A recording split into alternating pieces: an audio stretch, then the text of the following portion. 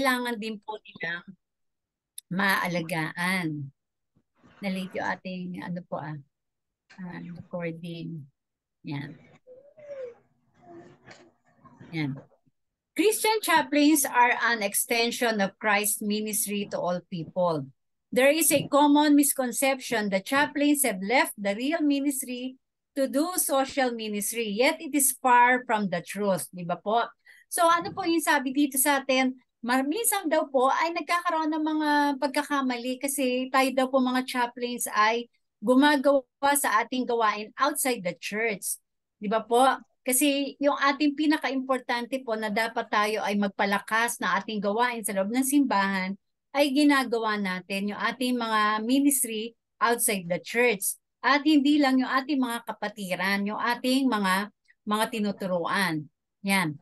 Jesus did make a habit of regular synagogue attendance and he often taught there. However, most of his ministry was very much outside the walls of the institutional church. So si Jesus po ay, it says in Luke 4:16 to 24, di ba po?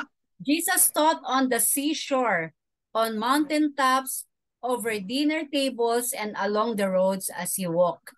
Additionally, he did not limit his ministry to devout Jews, but befriended sinners and tax collectors, healed Romans and Samaritans. He preached to crowds of mixed Jewish and Gentile ancestry. Di ba po? Ano po yung sinabi rito? So hindi si Jesus ay hindi namili, di ba? So tayo po mga chaplains ay ano po, sinusundan natin yung alin po? Yung yapak ni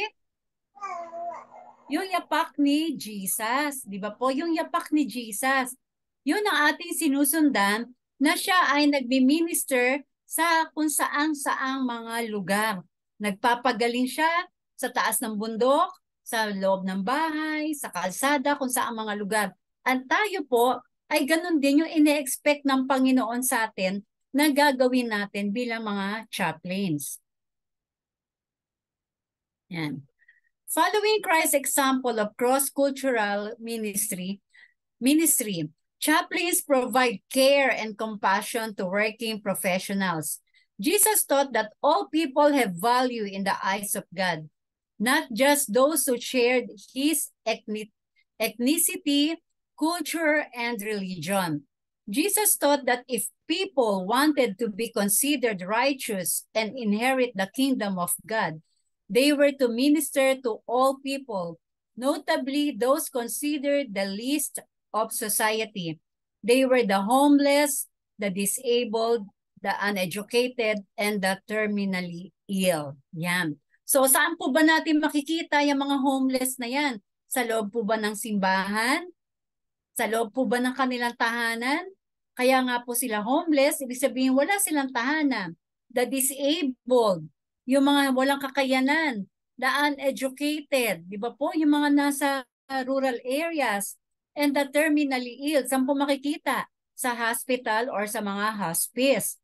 So, ang kalooban po ng Panginoon sa atin ay ang tayo ay gumawa sa ganyang mga gawain. So, hindi po tayo kailangan lang na isiksik natin yung ating sarili na ang ating gawain ay nasa loob lamang ng simbahan. Yan. Alam niyo po ba mga students, mga kapatid, nung ako po ay nag-i-start paling maging chaplain ay hindi ko naman po talaga din alam yung aking gagawin. And ang parents ko po, sila po talaga yung chaplain for 40 years. At least more or less 40 years po sila. Parang lagpas pa sila ng 40 years na chaplain. And si mami po at si tatay, siya po ay isang pastor, ay hindi po niya iniwan talaga yung prison ministry. For 40 years po ay naging lingkod siya. Minsan po napagkamalan pa siya na preso. Akala po ay isa siyang preso na nakalaya na at bumabalik sa loob ng bilangguan para mangaral. At hindi po niya talaga iniwan yung chaplaincy sa loob. At napakahirap po talaga ng gawain ng isang chaplain. So hindi po talaga natin alam kung ano talaga until po talaga na tayo ay tumapak na yung ating mga paa sa gawain na ito. So the chaplain's mandate is to be involved in the crisis of people's lives. So hindi po tayo easy talaga kasi once na tayo po ay tumapak na at humakbang na bilang maging isang chaplain, ay yung buhay po ng mga tao na ating lalapitan o magiging counseling natin, sila po talaga yung uunahin din natin. Later on po sa mga pag-aaral natin, makikita po natin yung gawain natin sa law enforcement, sa hospital, sa mga fire department, sa lahat-lahat ng klase po ng mga mapapasukan po natin ng mga ministry. So regardless of personal religious convictions, the chaplain is often in the position of ministering to the basic needs of others. Ano po ba yung basic needs ng isang tao? Sino po yung makakasagot? Kahit po yung mga old students po. What are the 3 basic needs ng isang human being? Ano po? Food. Nasa Food, exam po shelter. natin. Ano po? Shelter. Letter L, Food, letter S, shelter, and and letter S. Ano po yan? Basic. Yung pinaka, ano po nila? Sino po yung makakasagot? Pastor Samuel Rana. Di ba po? Letter L, letter S, and another S. Dagdag po sa exam, 2 points. 3 points po ito. Love, Sino security. makakasagot? Love, security, and significance, ma'am. Love, security, and Significance. sino po yung sumagot? Sino po yung sumasagot? Hindi ko pa Samuel nakikita. Sino po yung lalaki? Sino po? Samuel Rana po. Yan, Pastor Samuel Rana. Okay, may 3 points ka po, Pastor Samuel, dagdag sa iyong exam. Nilista ko lang po, Yan. Samuel Rana, 3 points. Okay. Love, Thank you, ma'am. significance, and security. Ito po yung basic needs of others. Sa love, kailangan po ma-meet natin yung love ng tao.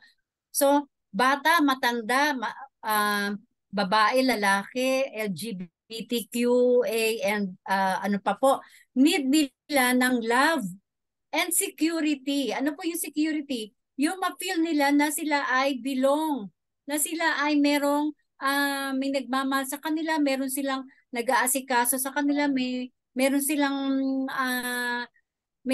meron silang pera o financial na ano sa kanilang buhay sa darating na mga panahon, and significance. Yun ang karamihan po ng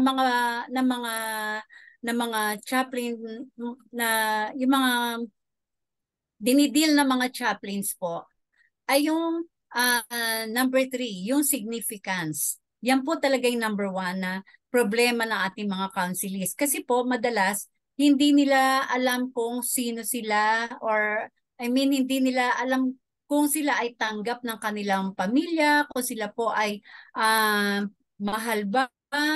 Marami po silang mga needs, marami po mga agam-agam sila. At number 1 po doon ay lumalabas diyan yung significance nila. And then, sunod nun ang security, and then yung love.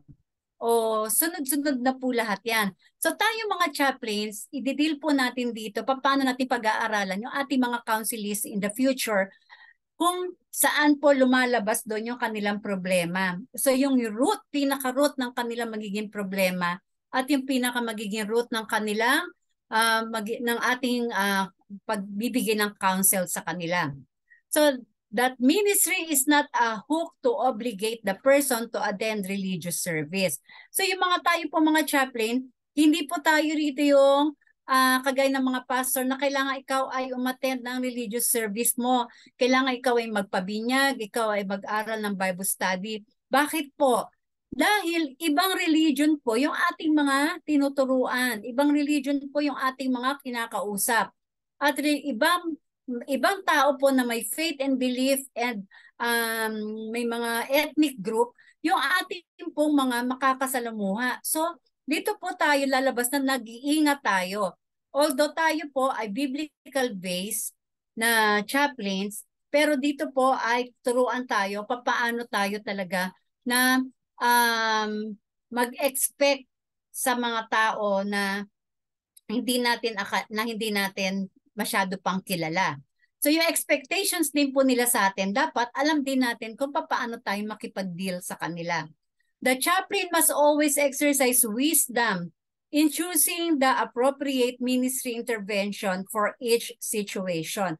Yan na po yung sinasabi ko, no? Kailangan meron tayong wisdom, meron tayong kaalaman kung paano natin sila i-minister. Kung sila po ba ay Muslim, kung sila po ba ay Buddhist, kung sila po ba ay non-believer na talagang walang Diyos, hindi naniniwala, o sila po ba ay mga backslider from different church denominations. Doon po tayo magiging dapat mas matalino, mas matalas upang alamin po natin kung ano yung kanilang magiging problema. Doon sa kanila magiging solusyon natin. I mean, not solution po kasi hindi po tayo nagbibigay ng solusyon. Kung ano po yung best na ibibigay nating counsel sa kanilang mga sitwasyon. So, kaya po nga, di ba, ang sinabi po natin, ang title natin is Surviving, di ba po, Surviving the Chaplaincy World. Dahil dito po talaga marami pa tayong matututunan. And yung akala po natin na tayo ay magbibigay lang ng advice, dadalaw lang sa mga bilangguan, dadalaw lang sa ospital, kakanta lang sa ospital, tayo ay magbibigay ng mga pampleta, tayo ay magpipray, mayroon pa po tayong mas higit pa at mas mabigat na gawain. Yan. So attending to the physical needs of people in crisis must precede evangelism. Yan. So minsan po tayong mga chaplains, di ba? Nagbibigay tayo ng mga tulong, ng mga medical outreach para po tayo ay makapag-evangelism, di ba po? Pero dito po sa atin, dapat tayo ay makikipag-evangelize muna bago natin gagawin yung iba pa nating mga plano na mga gawain ng simbahan. People who are hurting perceive a greater need to stop the pain and suffering and may not be open to proselytizing. So ano po yung proselytizing? Yung po yung pagsasalita natin na, sister, kaya mo yan. Brother, magpalakas ka. So meron po tayo, may mga panahon po, may mga times po o event na hindi po natin kailangan salitain yung mga bagay na ganyan po. Yun, tayo po ay magbibigay ng pampalakas na salita o pag may namatayan po, sabihin natin na meron po akong isang pastor na nadinig doon isang araw po at na medyo po nagkatawanan din po na sinabi po ng pastor na ibang religion po ito ha. Sinabi po ng isang pastor doon sa pamilya nung namatay, purihin natin ang Panginoon at tayo ay magalak at tayo ay magpalakpakan sapagkat ang ating kapatid ay kinuha na ng Panginoon. Tama po ba yung sinabi po niya o hindi? Mga kapatid? Hindi. Tama po ba yun sa mga oras na namimighati? Mali po, mali. Sa mga oras na namimighati yung pamilya? Tama po ba yun? Masasaktan po yung family. Opo, mali po yun, di ba? Mali po yun. Kasi tayo po mga Adventist, alam natin na pag namatayan po tayo, alam natin na yung napakaswerte ng ating mahal sa buhay dahil sila ay nag-iintay na lang sa pangalawang pagparito ng Panginoon. Pero wag mo pong sasabihin yan sa ibang relihiyon. Lalo pa po sa namatayan na tao. Kasi po hindi po nila tanggap yung ganyan po, di ba? Yung mas maging masaya tayo, magpalakpakan tayo at tayo ay iniwan na ng ating, ng ating mahal sa buhay. Napakasakit po yan. Lalo po kung nanay nila, asawa nila, anak nila, na bigla mo na lang siya sasabihin na ganong klase po. Hindi po yan appropriate. So dito po pag-aaralan natin yung mga ganyang mga klase na hindi po tayo basta-basta magsasalita ng mga bagay na alam po natin na hindi po tama. Napakasakit po yan sa namatayan na pumalakpak ka dahil ang iyong mahal sa buhay ay kinuha na ng Panginoon. Kahit sino po hindi makakapalakpak. Kasi po miss natin yung ating mahal sa buhay at talaga po namimigati pa. So sabi dito po, no, Hungry and hurting people find little comfort in religious tracts and platitudes when they need basic necessities, di ba? So, yung nagugutom na at na-hurt, bibigyan mo pa siya ng mga religious tracts, ng mga pampleta, ng mga flyers. Ano yun po niya yon? Kakainin po ba niya yung mga flyers na yon? Hindi na rin po yung mga kapagbasa sa sobrang gutom niya, sa sobrang pain na nararamdaman po niya. So sabi dito, Jesus made ministry practical in order to make evangelism possible. So tayong mga chaplains, hindi lang tayo magbibigay ng flyers o ng mga pampalakas na salita. Dapat po talaga, like a good Samaritan, gagawin natin. Ikikilos natin, pakakainin natin, bibigyan natin sila ng kakailanganin nila. It says in James 2:14-17, by our good works or deeds, others could see the genuineness of our faith. Diba po? Yung good works natin. So hindi po yung mga pamphlets. Pag sinabi po na nakita natin sa kalsada, ate, ano pong ginagawa mo sa kalsada? Wala po kaming bahay, homeless po kami. O ito po yung libro, ito po yung flyers, ito po yung libro na yung ano po, yung pinamimigay natin maliliit na booklet na ang tanging pag-asa. Opo, pag binasa po nila yon, binasa nila yung tanging pag-asa, talaga po magkakaroon sila ng pag-asa sa Panginoong Jesus.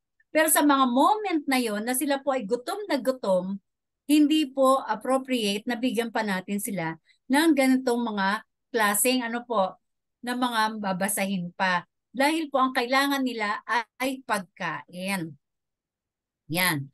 The chaplain as a representative or ambassador of Christ is privileged to stay with someone during times of emotional and physical suffering without trying to fix the person's problems, offer unsolicited advice, or recite religious platitudes. Being present in a time of crisis offers tremendous moral support. The fact that the chaplain is there may enable them to believe that God has not abandoned them and communicates God's assurance. Diba po? So, ang sabi dito sa atin, kailangan talaga ipakita natin sa kanila kung ano yung need nila. At that moment, need nila ng pagkain. So, bibigyan ng pagkain. Ano po ba yung ginawa ng Good Samaritan, di ba po? Tayo mga Christians, lalo na tayo mga Adventists, ang pinaka sinusundan po nating yapak ay ang yapak ng Panginoong Jesus. Nung siya ay nagpakain ng mga libo-libo ng ilan ba yan? Mga libo-libong tao sa pamamagitan ng isda at tinapay, di ba po? Nagpakain siya kasi alam niyang gutom na yung mga tao sa kapakikinig sa kanya. Nagpapagaling din siya kung ano po yung need ng tao, yun po yung ibibigay natin. So at the moment na may humingi sa iyo ng pagkain o na may namamalimos sa iyo, ako po talaga, in my own experience po, pag may lumapit po na namamalimos po, kakatok sa kotse o kaya naman po ay lalapit sa iyo habang ikaw ay nasa mall, binibigyan po talaga namin yan ng pagkain po o ng pera po. Kahit paano pang gagawin niya doon sa pera na yon. Alam naman po natin na minsan may humahawak sa kanila na mga ano po yun, may mga humahawak sa kanila ng mga grupo ng mga masasamang tao, 'di ba po, ng mga sindikato. Pero po, kung hindi sila makakapagbigay ng pera doon sa mga sindikatong yun, binubugbog po sila, ginugutom sila, lalo silang pinahihirapan. At minsan naman po, yung mga batang yun, talagang gutom na rin. Kaya kailangan po natin silang bigyan. Huwag na po nating isipin pa minsan na, oh, nagluloko lang to. Oh, minsan po mahalata naman talaga natin na nagluloko lang. Minsan may mga kunyari bulag, may mga pilay. Pero kung yun po yung nasa puso natin na magbigay kahit 5 piso, 20 peso, 10 piso, na maibibili din naman nila ng pagkain para sa kanilang pamilya kung bakit sila nagpipake ng ganon, di ba po? So, yun po yung ano natin sabi nga dito sa atin, wag tayong mag-isip paano kung ano mang mga bagay. Wag tayong maging, dapat po unconditional. Unconditional po. Nakita natin siya naghihirap, naghahalo pa sa lupa, nagutom na gutom. Bakit hindi natin sila bigyan? We are chaplains po, di ba? So bigyan natin kung yun po yung makakatulong sa kanya na hindi siya bugbugin ng sindikato. For me, yun po talaga yung aking opinion na kaya kahit sino pong bata na lumapit, inaabutan po namin siya. Pag alam po namin gutom na gutom siya, bibigyan namin siya kaya sa kotse po, lagi kami may tinapay, lagi po kami may biskwit. So, kung kahit na walang pera, bigay mo na lang yung pagkain talaga para kasi nakita mong gutom talaga sila. So ito po yung sinasabi sa atin na yung being present in a time of crisis, di ba po, offers tremendous moral support. So hindi po natin pinipili yung mga atin dapat tutulungan po, di ba? And another, bukod kay Jesus, tayo din po ay ano po, sumusunod din sa iyapak ng the good. Sino po? The Good Samaritan, di pa po? Yung Good Samaritan, he is an example of being a chaplain. Kasi po, hindi niya kilala yung biktima, hindi rin niya kaano-ano, pero binigyan niya ng pag-care. Binuhat niya, dinala niya sa isang caregiver, binayaran niya yung caregiver, at sinabi niya na kung ano pa yung pagkukulang, ay babalik siya upang magbigay pa. Basta alagaan lang yung tao na yon na hindi naman niya talaga actually kilala. So yun po yung isa sa mga sample ng ating ng isang chaplain. And another history po ng chaplain, yan.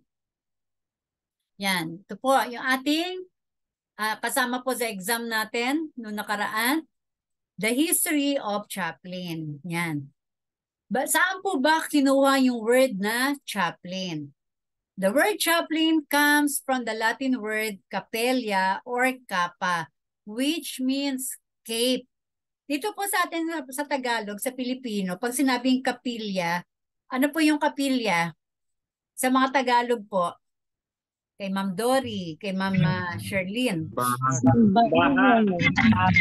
Ano po? Isang maliit na? Kapilya. Yan. Isang maliit na simbahan. Diba po? Maliit na Pag simbahan. sinabi, halika na tayo ay pumunta na sa kapilya. Diba po? Sa simbahan. Pero ito po, yung kapilya ay isang Latin word na which means cape. Yan, kapa. Kapa po siya. Yan. In 316 to 397 AD, si Martin de Tours ay isang bishop Catholic ay naging saint. For sa atin po, hindi ko na nilagyan ng saint. Yan. Siya po ay tinatawag na Saint Martin de Tours. Ang ibig sabihin ng de Tours ay Saint Martin of the Fields. Yan, of the Fields. Siya po ay pinanganak sa Roman city sa Sabaria, Pannonia. Yan, ngayon daw ay isa ng tinawag na Hungary, Zombathile, Hungary. Yan. Ang kanyang mga magulang ay mga pagan. At the age of 15, siya po ay pumasok sa pagiging isang military soldier at siya po ay na-assign sa Gaul, Rome. Yan. One day, nung siya po ay siguro mataas-taas na yung kanyang position noon, at siya po ay nangangabayo at naglilibot-libot dun sa Gaul, Rome, ay may nakita siya, yan kagaya po sa picture, may nakita siya na isang lalaki, na mahirap na lalaki na ginaw at walang saplot, no? Walang pangtaas na damit. At yung time po na yon dun sa Rome ay tagginaw po yon, tagginaw. At ito po si Martin de Tours ay kinuha po niya yung kanyang kapa na nagsisimbolize ng pagiging kanyang officer at pinunit po niya yon ng kanyang kapa. Pinunit niya, iniwan niya sa gitna at binigay niya yung kapa niya, yung kalahati doon sa tao na giniginaw at walang damit, walang saplot. So from then on, ay natuwa na po, ay nabalita po sa buong Rome at sa buong military agency nila yung ginawa na yun ni Martin. At nakilala siya bilang isang sundalo sa military na tumutulong sa kapwa niya. So, after po ng pangyayaring yon, na-realize ni Martin na siya ay hindi dapat maging sundalo, pumatay ng tao, manakit ng tao. So bumitaw po siya sa kanyang gawain bilang military officer at siya po ay pumasok bilang monk. And later on ay naging bishop po siya. At siya po yung isang bishop o isang saint na naging martyr na hindi namatay. Di ba po karamihan pag isang qualification na ikaw ay maging martyr o maging santo, dapat patay ka. So hindi pa po siya patay, ay ginawa na po siya na isang santo ng Latin Church. And every year, sinicelebrate po yung kanyang pagiging santo every November 11. So yan po yung history no ng secular chaplaincy po, no? Yung pinaka-word na chaplain. At siya po talaga yung siya yung pinaka ginagawang father of the chaplain. Yan. Father of chaplaincy. Si Martin Vitor. Yan. Tandaan po ninyo yan kasi kasama po yan sa exams. So, isa pa po, ang pinaka-symbol po ng ng kanyang pagiging chaplain, hindi na po ako nakapaglagay pa. Ang symbol po ng chaplain ay crook. Shepherd's crook. Alam niyo po ba yung crook? Yung hinahawakan po nila, yung baston po na patulis. Yan, yung may hawakan po. Yan. Yan po ang symbol ng chaplain. Yon, shepherd's crook and ano po yung cross. Yan. Dalawa po yan. Sa panahon po natin ngayon as chaplain, meron po talagang cross na nilalagay ang mga chaplain sa uniform and sa other side po meron din silang crook. Sa ating po, symbol natin ay crook and Bible po. No? Or cross or Bible. So sa kanila po, sa ibang mga chaplains ay crook and cross. Yan. Yan po yung symbol. So yung kung chichikan po ninyo yung inyong mga test papers, may 1 point na po kayo sa sumagot sa cross and crook. Yan.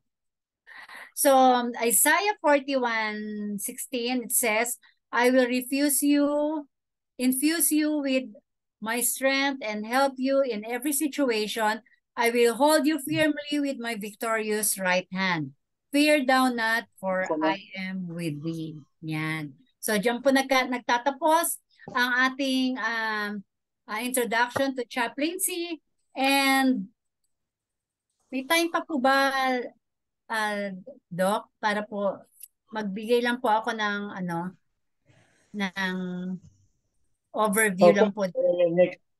Next Saturday pa po ang ating CCC 200. Okay po. So yung i-overview ko po sila, Doc, tungkol sa dun sa ano po. Okay po. Okay po.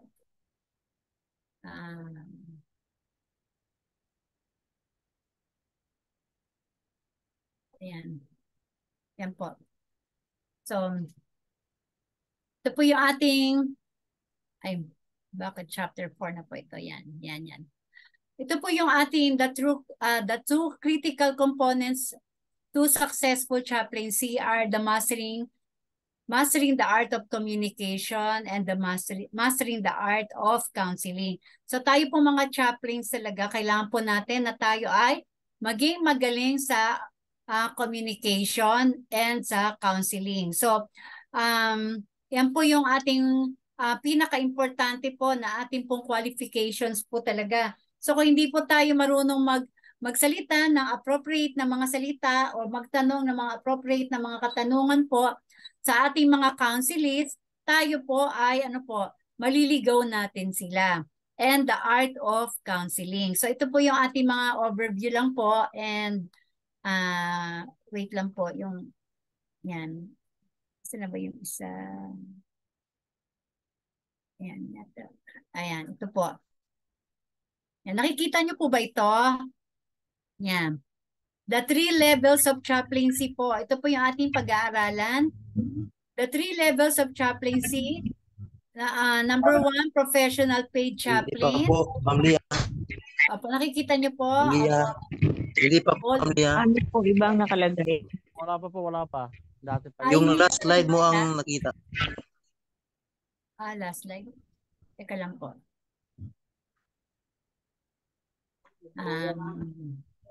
Wait lang po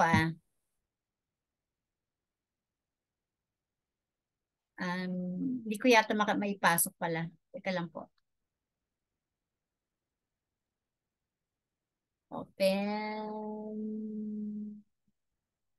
Log-out nyo muna po yan, ma'am, yung dati. Skip mo muna, ma'am. Skip ko muna. Oo. Sige. Tapos yung bago ay yung palabas.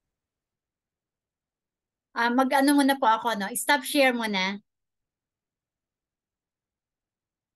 Stop share ko po muna.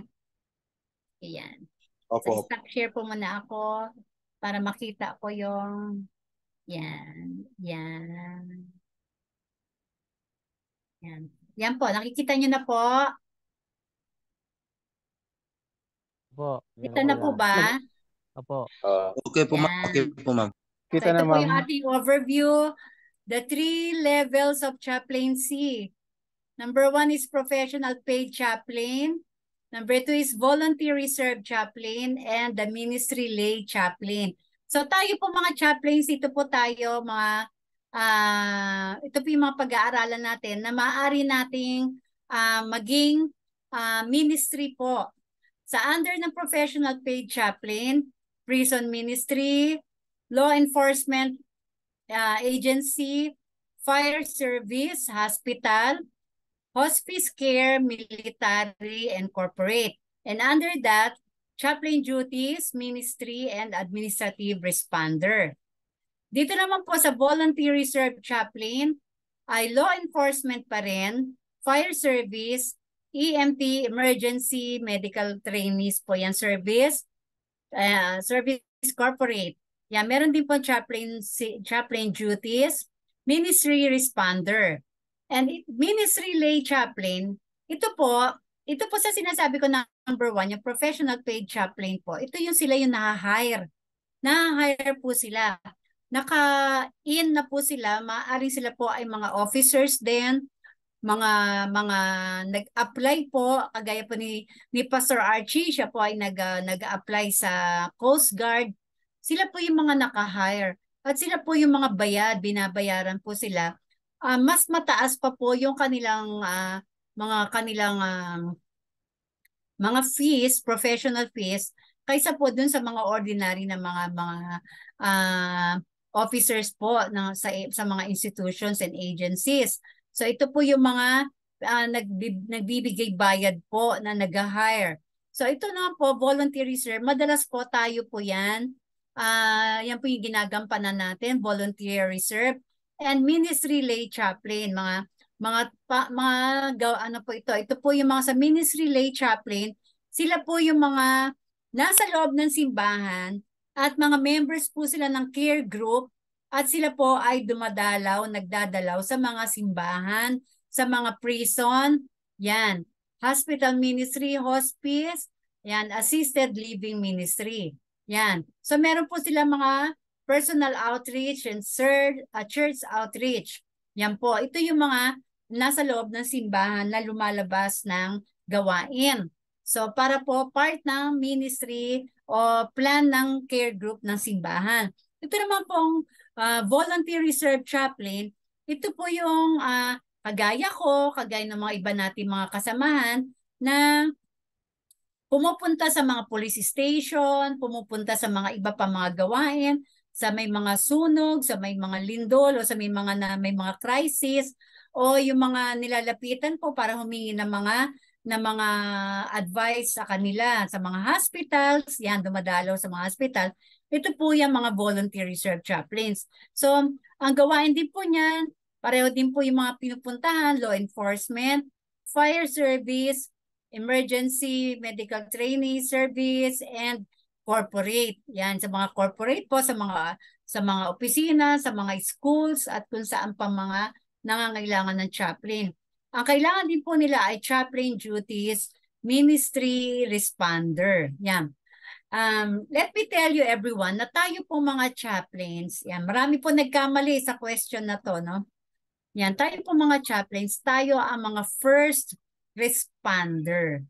Kung alam po ng ating mga kapitbahay, alam po ng ating mga kasamahan sa trabaho, kung alam po ng mga iba nating mga kaibigan na tayo po ay chaplain, tayo po yung kauna-unahan nilang nilalapitan at hinihingian ng tulong. Bakit po tayo? Bakit po hindi pulis? Bakit po hindi yung mga ibang mga barangay chairman o mga kagawad? Di ba po? Bakit po? Ano po yung pagkakaiba? Dahil po ano yung meron tayo?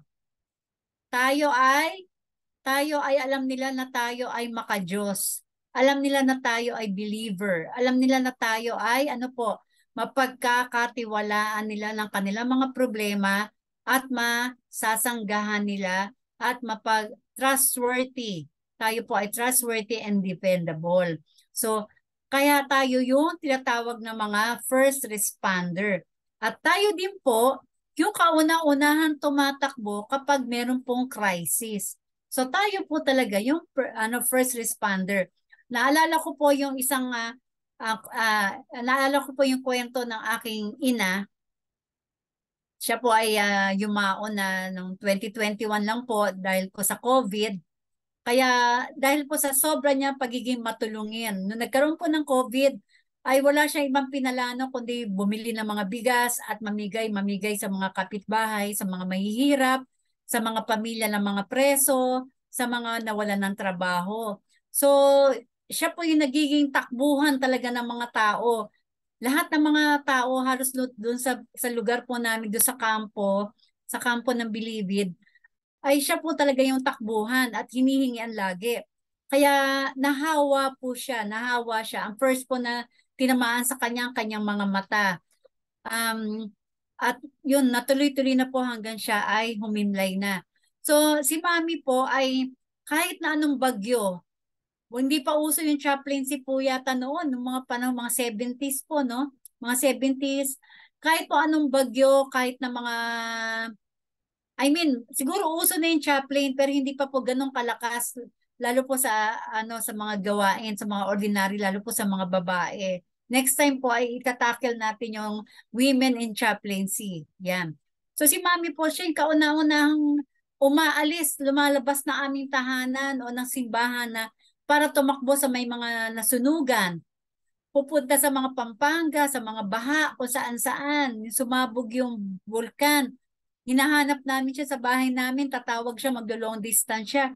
Sabihin niya, nasa Pampanga na siya, kasama na siya ng Red Cross. So, first responder po talaga sila. Hindi na kailangan pang hanapin o tawagin ka.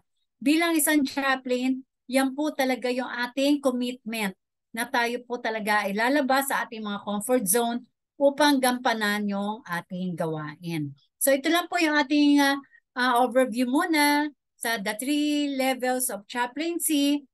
At ito po yung ating mga pagdadaanan, pag-aaralan, kung ano yung gawain sa prison, sa law enforcement, fire, hospital, hospice care, military, corporate, and then darating din po tayo sa mga suicidal, sa paano mag-deliver ng notification sa mga na-aksidente o sa mga namatayan, at paano magkipag-deal sa mga batang may trauma, sa mga na-rape, sa mga na-abuso. Yan. So marami pa po tayong pag-aaralan na bilang isang chaplain, kailangan nating malaman, kailangan nating alamin. Yung nabasa ko po yung inyong mga evaluation sa mga students po natin, nabasa ko yung evaluations ninyo. Marami po ang nagsabi sa akin, nagsulat doon na gusto pa ninyong malaman pa rin kung paano maging isang tunay na chaplain, paano magsalita sa government agencies, paano kumilos na isang tunay na chaplain, paano mag-counseling, kung ano-ano pa pong mga paano na gusto ninyo doon sa inyo pong mga expectations. Kahit po ako, hindi ko po alam kung paano. Pero sabi nga po sa atin, hindi lahat ng bagay ay kaya nating sagutin. Pero sa tulong ng Panginoon, lahat ng mga bagay na yan na ilalapit, idudulog sa atin, magagampanan, makakaya natin, makakatulong tayo kung tayo ay nakakapit sa Panginoon. Ang sabi nga po, tayong mga chaplains, Maraming tao na kumakapit sa atin, maraming tao na nag-e-expect sa atin ng tulong, maraming tao na umaasa sa atin. Ngunit tayong mga chaplains, isa lang yung ating kinikilingan, isa lang yung ating hinihingian ng tulong, isa lang yung ating kinakapitan, isa lang yung ating hinihingian ng lakas upang magkaroon tayo ng wisdom and understanding upang maunawaan natin lahat ng mga problema na idudulog sa atin, mga nasa krisis at kung ano pa mga bagay. Ang Panginoong Hesukristo lamang at siya lang ang tunay na chaplain na ating sinusundan. At yan lamang po para sa ngayong gabi at maraming salamat po sa inyong pakikinig and magkita-kita po tayo ulit sa next Saturday, Sabat, next Saturday night. Thank you po. God bless po. God bless po. Thank you po. Leia. Thank you po.